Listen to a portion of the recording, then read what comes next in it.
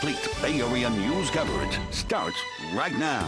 This is KTVU Channel 2 News at 5. Back now to Julie Hayner in the newsroom with more on what we're working on for 6. Well, Frank, food stamp cuts won't just impact the people who use them.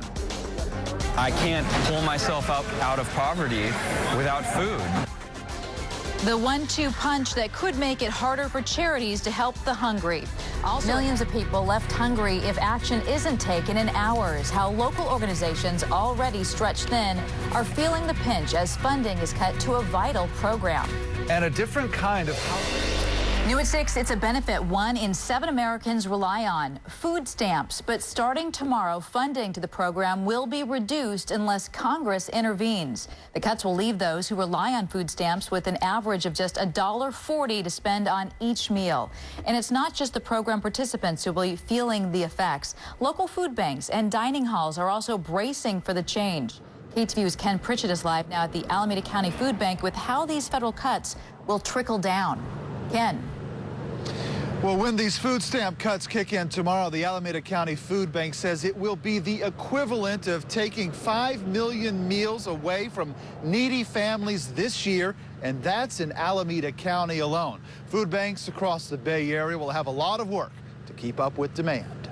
This is our refrigerator. Keep most of our produce in here. The freezers are packed.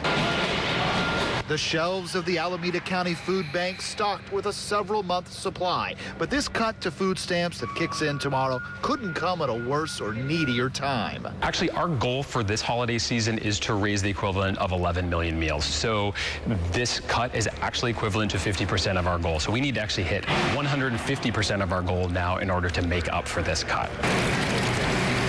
Food banks distribute food to places like St. Anthony's Dining Hall, which feeds food stamp recipients like Adam Moore. You go hungry or you come to places where they give food out.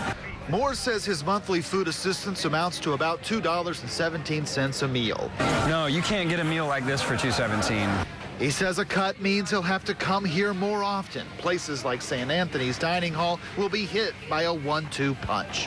When people have less food stamps, they will be here sooner in the month than they usually are because will have spent their money sooner.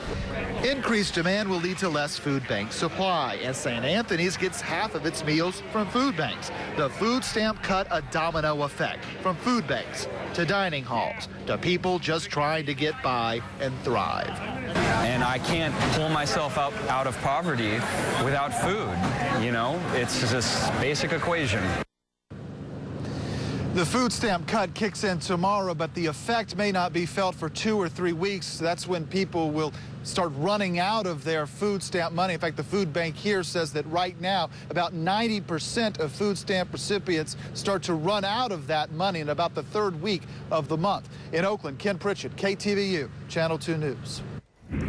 More details now on how the lack of federal funding will impact families in California. According to the California Budget Project, 4.2 million people in the state will be impacted by the cuts. That's about half the population of the Bay Area. 67% of those families have children.